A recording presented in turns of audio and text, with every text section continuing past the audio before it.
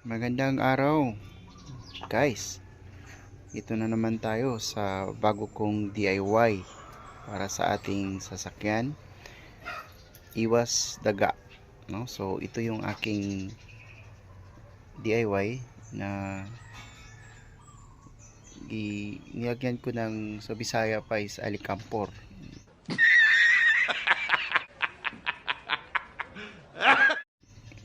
no? So talagang effective to guys, para yung daga hindi siya titira dito sa loob ng engine natin, para iwas um, kagat yung mga wires natin, no? So ito effective guys, at kita nyo naman walang uh, bakas ng daga. So kasi guys, nung hindi ko pa alam nito,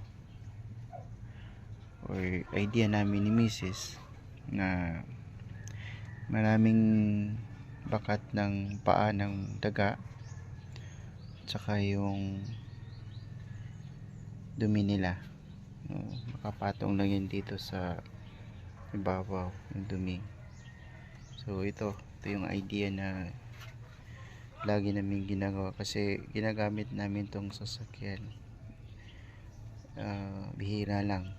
So mas marami yung kanyang stay kumpara sa takbo. So ito lang guys, kung nagustuhan nyo guys, paki like at share naman. Salamat.